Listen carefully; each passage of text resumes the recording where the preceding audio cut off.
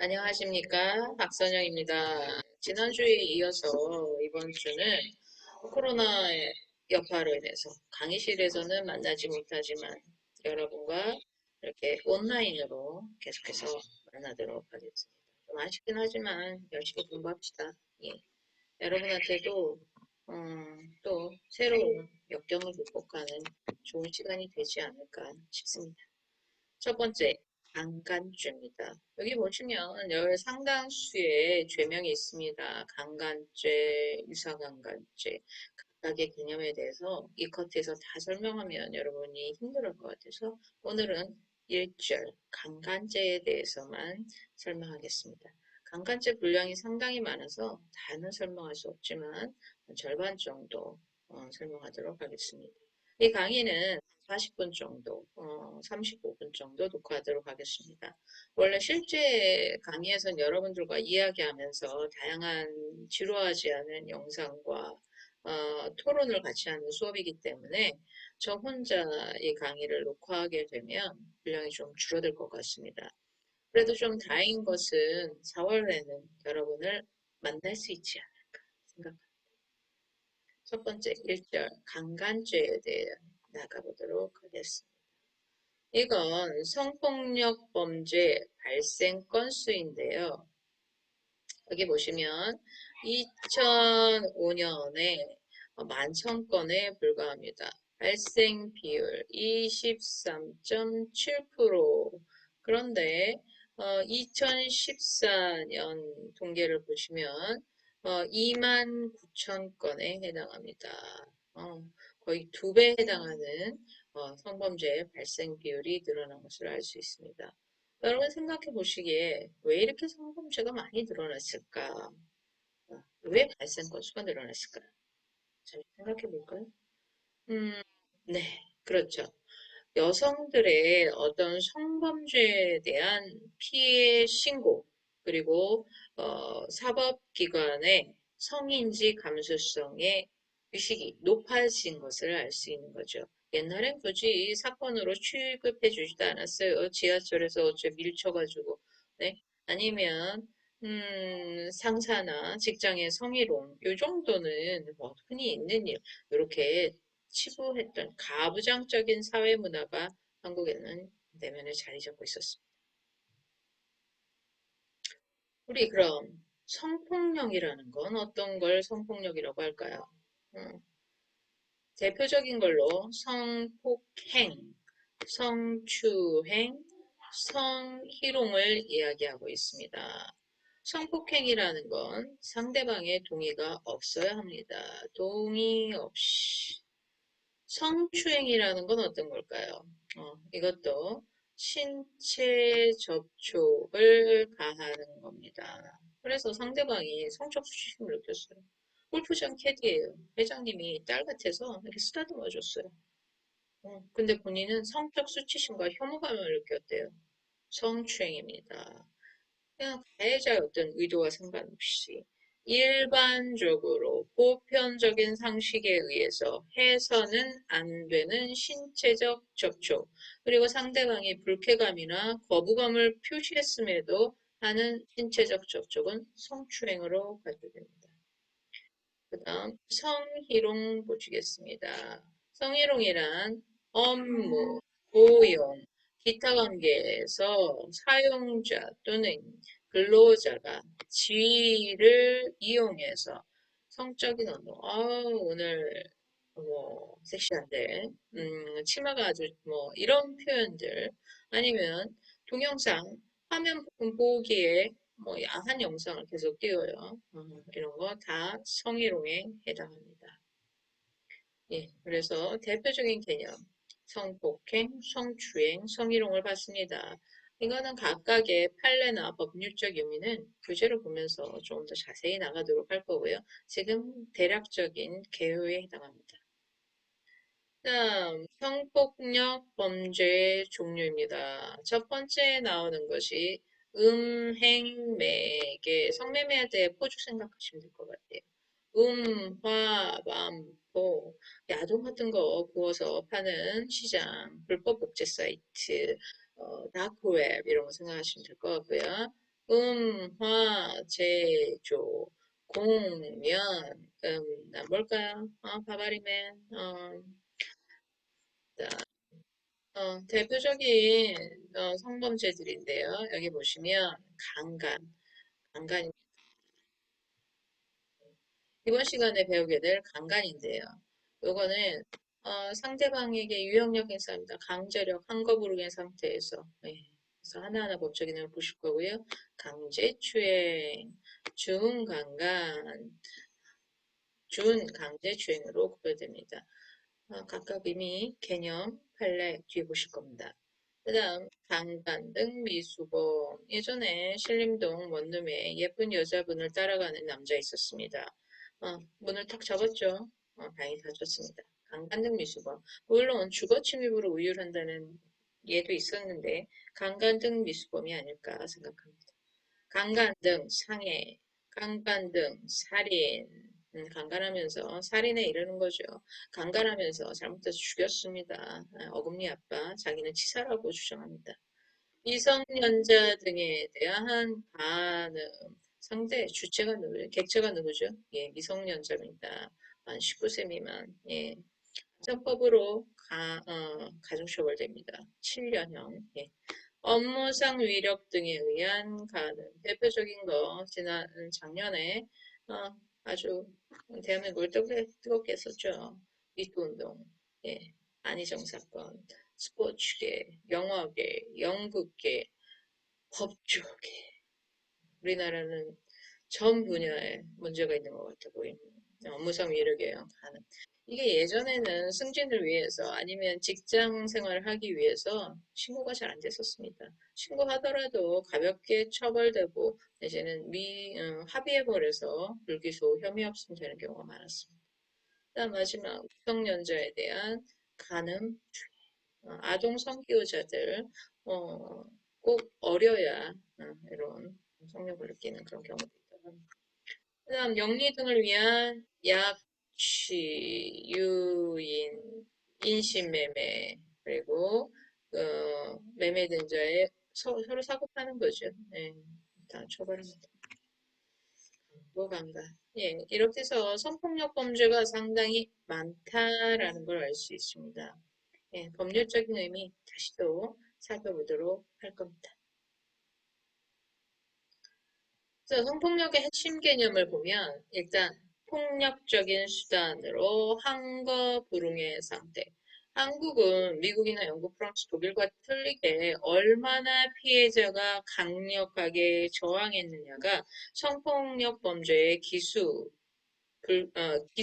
불기소를 결정하는 중요한 잣대입니다. 이게 잘못됐다라는 건데 나중에 공부하시면서 더 자세히 볼 거지만 이걸 나는 강하게 저항했다. 이걸 피해자가 입증해야 한다는 거죠.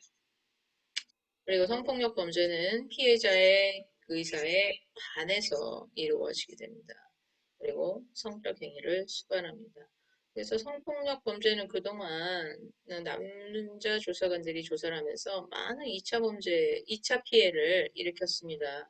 이걸 여성들이 수사하기에는 저도 이걸 가르치고 있지만 좀 감정상 좀 다가서기 어려운 그런 표현들, 어, 그런 것들이 많이 있어서 그동안 여자 수사관이랄지 여성 범죄학자들이랄지 적지 않았나 싶습니다.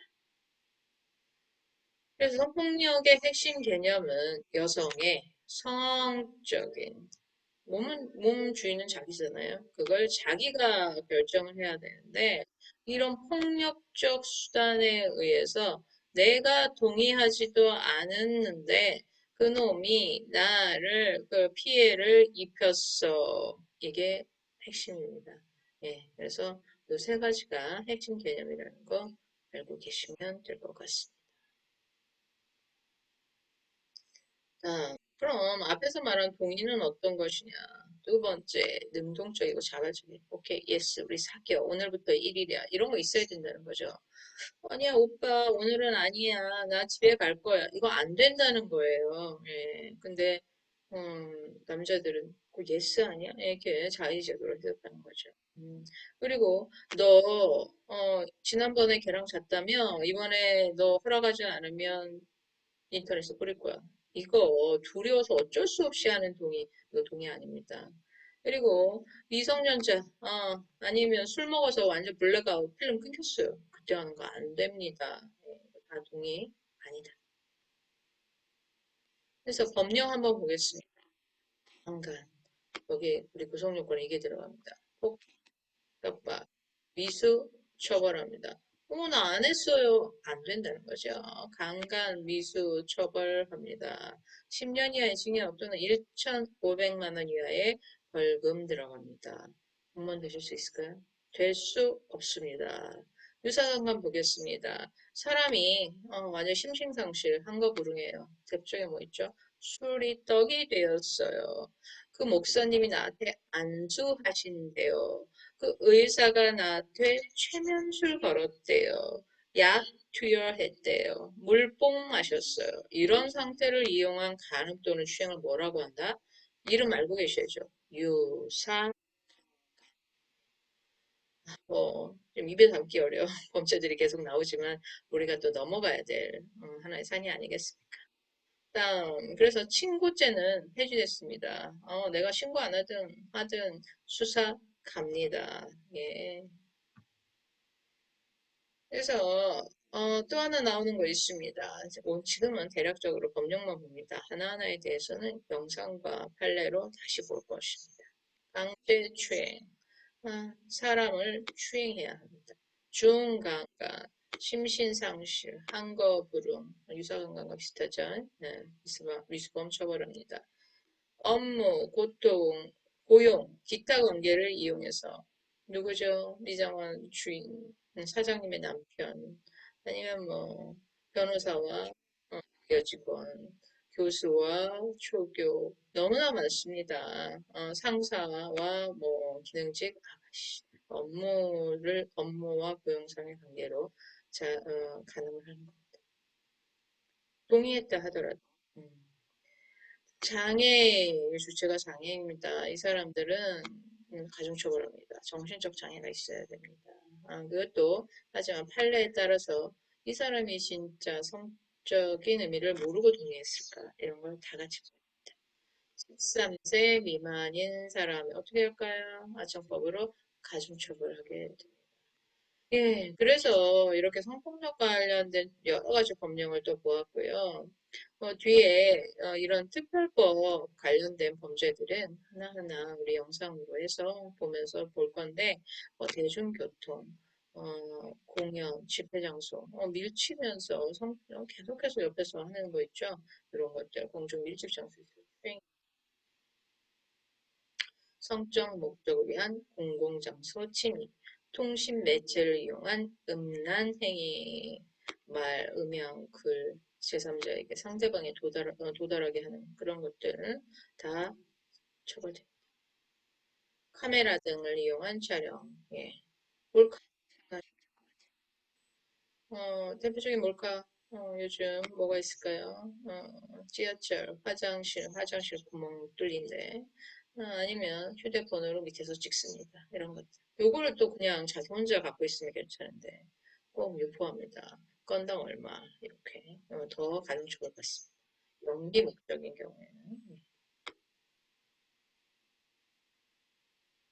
네, 그래서 대략적인 6페이지에 나와 있는 성폭력 범죄 조견표를 보았고요. 그 다음 강간죄로 우리 들어가도록 하겠습니다. 강간죄 들어가기 전에 짤막한 영상 한 편 보시도록 하겠습니다.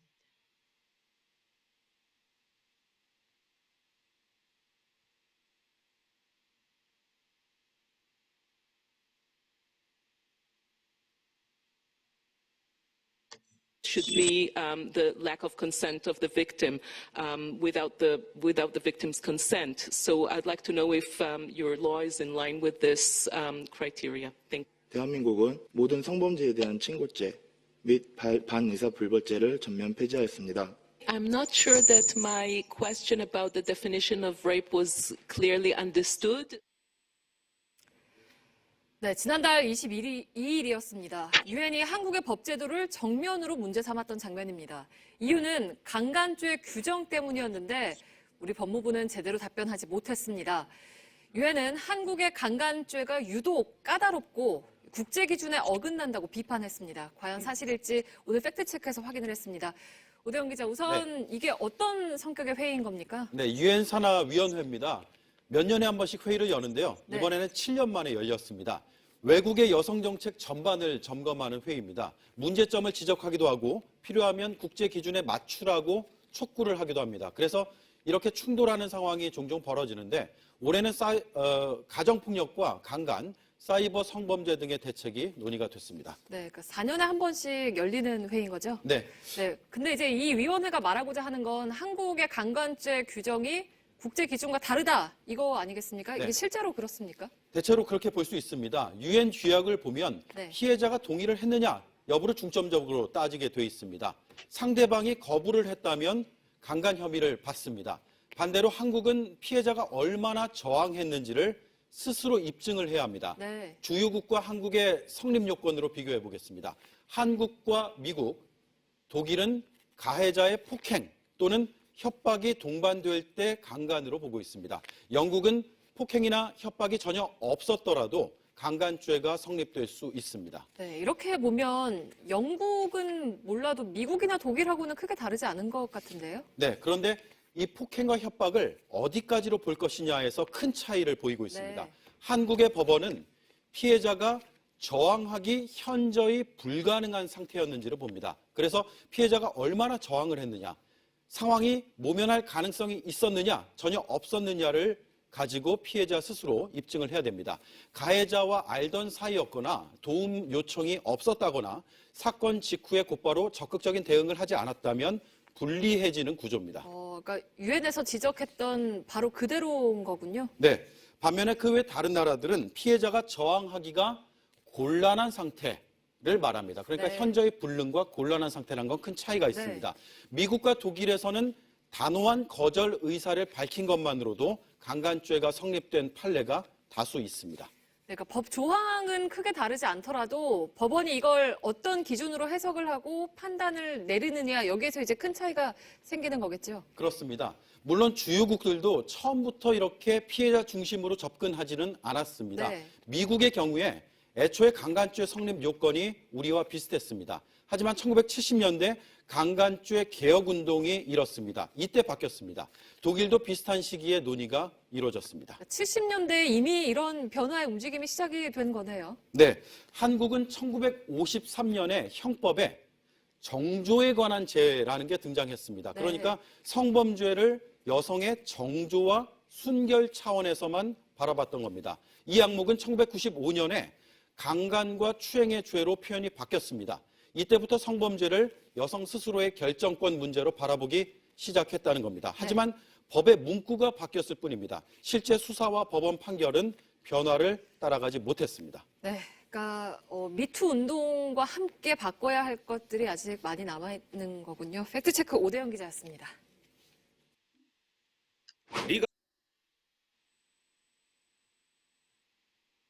네, 영상 잘 보셨을 거예요. 강간죄에 대해서. 우리나라가 얼마나 강간죄에 대해서 피해자가 증명하기 어려운 구조로 되어 있는가.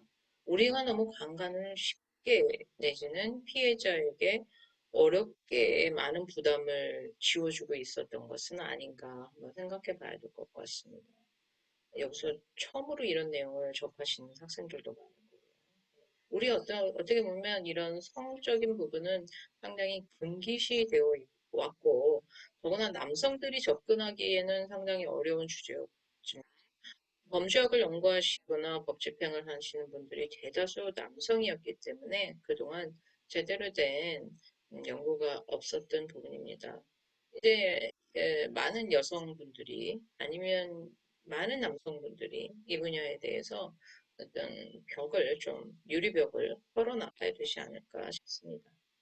예, 첫 번째 나온 강간죄의 개념 여러분 교재로는 7페이지에 법 규정이 나와 있습니다.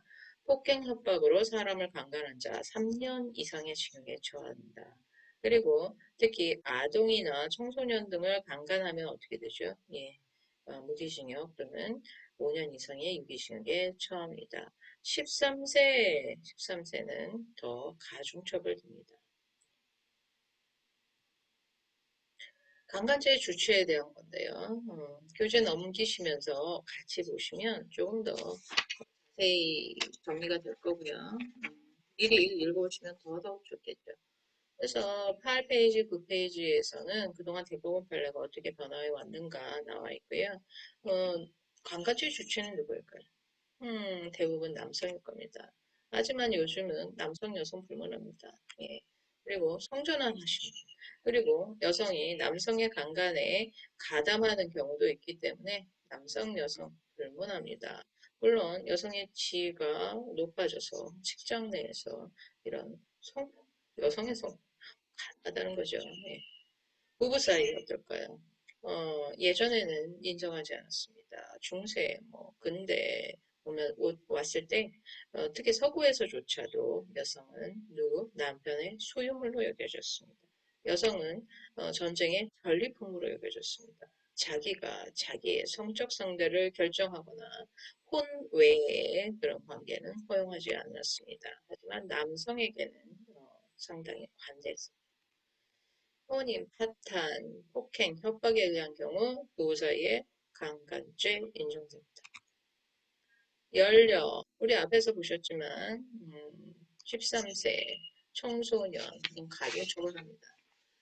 여러분 교재 11페이지 이거에 대한 설명이 좀 있는데요. 피해자의 연령에 대한 인식이 있습니다. 13세 미만의 자 그리고 13세 미만의 자는 뭘로 본답니까? 비친고죄. 여러분 친고죄는 아시죠? 예, 고소가 있어야만 수사를 진행하는 범죄가 친고죄입니다. 하지만 이 아이들은 비친고죄입니다.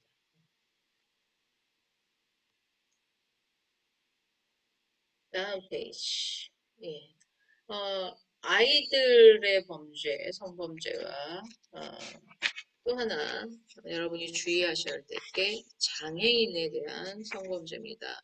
여러분 교재에도 이 장애인에 대한 것이 나와 있습니다. 장애인 성범죄 교재 18, 19페이지. 장애인 성범죄에서는 과연 이 장애인이 지적으로 자기의 성적 자기결정권을 가지지 못할 정도인지 아닌지 여부를 밝혀내야 된다는 거죠. 문자 메시지를 보니까 분명히 동의했어요. 그리고 그 사람을 사랑한다는 표현까지 했습니다. 이런 경우에는 장애인의 강간죄가 아니고 일반인에 대한 강간죄로 처벌을 하게 됩니다. 그래서 신분관계, 주변 상황, 가해 행위를 종합적으로 판단해서 강간죄 성립, 특히 장애인에 대한 강간죄로 이를 것인지 아닌지를 판결합니다. 그리고 소극적 저항, 거부의 의사, 이 정도가 장애인의 어떤 의식, 자기의 결정권이 없다라고 볼 수는 없다. 다시 말해서 장애인에 대한 강간죄가 성립한다. 이 경우에 소극적 저항, 거부 의사만으로는 자기 결정이 있었다고 보기 어려워. 그래서 장애인에 대한 강간죄로 보겠다. 판례에 나와 있습니다. 19페이지에 나와 있습니다. 그리고 가해자는 이 피해자가 정신장애인이라는 걸 알았어야 해요. 예, 말시켰는데 또박또박했고 뭐 장애 등급도 그다지 높지 않았어요. 이랬는데 뭐 장애인에 대한 강간죄 의율하기 어렵다는 거죠. 여러분 교재 5 가겠습니다. 폭행에서의 협박의 정도 페이지 23페이지 보시면 될 것 같습니다. 23페이지 보시면 우리 앞서서 성적 행위 앞에는 비동의, 거기 그 앞에 폭행과 협박의 정도라는 말이 있었어요. 폭행과 협박이 있어야 된다는 거죠. 예, 어떤 정도? 상대방의 반항이 불가능한 정도예요. 완전히 곤란하게 할 정도예요. 물론 이것은 완력을 써서도 되지만 여기 보시면 야, 너 폭로할 거야. 이혼시킬 거야. 이것도 협박에 해당됩니다. 다음, 실행의 착수 시기에 대한 언제 기수로 볼 건가? 폭행 협박을 시작한 때를 강간죄 기수로 온다는 거죠. 몸만 만진 거, 이거는 우리나라의 경우에는 중강간 미수로 유일하게 됩니다. 여자 혼자인 방문을 두드리는 경우, 실행의 착수로 봤습니다. 교재 보시면서 좀 판례나 법령을 같이 보시면 좀 더 이해가 편하시리라 생각됩니다.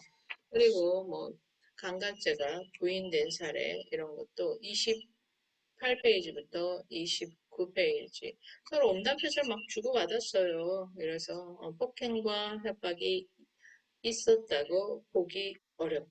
특히 중고생, 여학생, 담임선생님과의 아니면 에이전시 사장과 그 연습생 이런 경우에 보면 상당히 오랜 기간 서로 그런 성적인 메시지나 동의 여부나 이런 게 계속해서 나중에 뭐라 그럴까요? 제가 우리 사귀었다고 얘기합니다. 그럼 부채 나오는 경우가 많다는 거죠. 예. 오늘 여기까지 해서 성범죄 일부를 봐봤습니다.